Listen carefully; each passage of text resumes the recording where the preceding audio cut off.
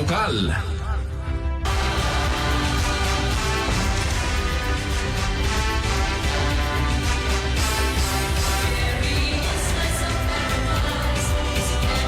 Balaygi anay sayang to opening program iti Regional Schools Press Conference 2026 sa J. Ilocandia Cultural Center ti Siyudad ti Batak nga adaan ti tema Journalism Against Silence, Campus Voices for Transparency and Accountability.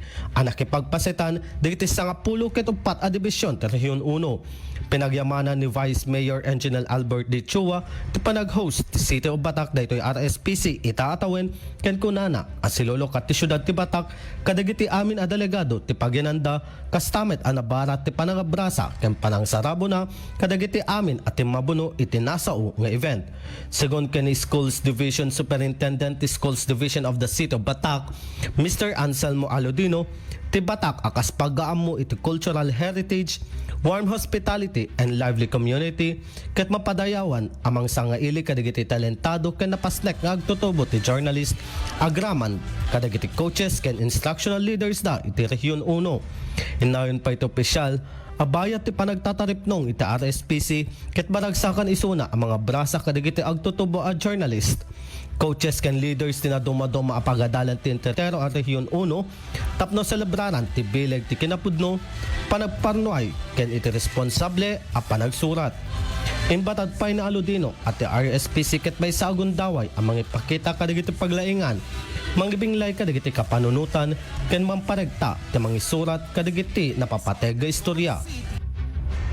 Known for its rich cultural heritage, warm hospitality, and lively community, our city is honored to host such talented and passionate young journalists together with their coaches and instructional leaders of Region 1.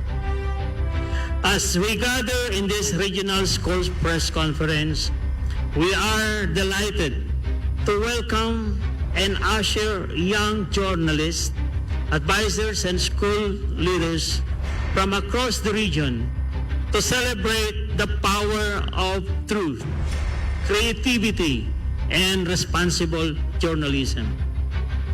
The RSPC is an opportunity to sharpen your skills, share your ideas, inspire one another to tell stories that matter most. May this event ignite your passion for writing, reporting, as well as speaking with integrity.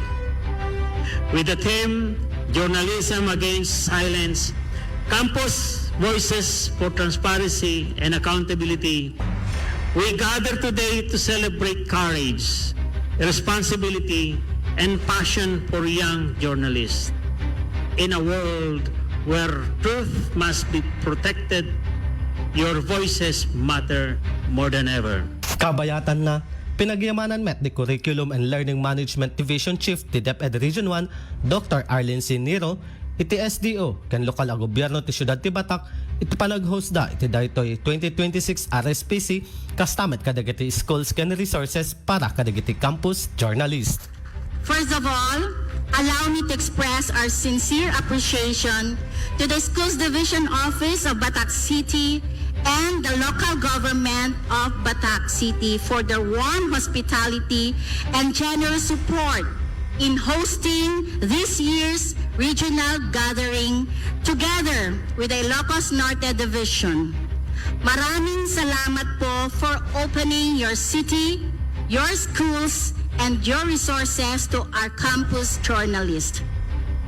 We also thank the organizing committee, technical working group, partner agencies, and volunteers whose dedication and hard work made this event possible.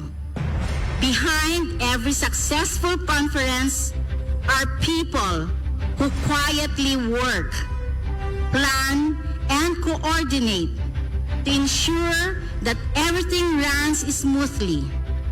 To all of you, our heartfelt gratitude. Mainaigiti daytoy Inbatad ni Nero adaytoy campus journalist ti RSPC ket saan laeng ang may sa kompetisyon, saan laeng ang may sa pasalip.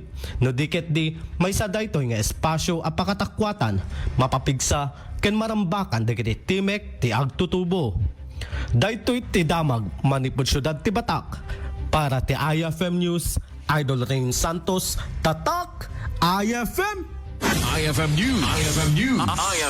IFM News. Lokal.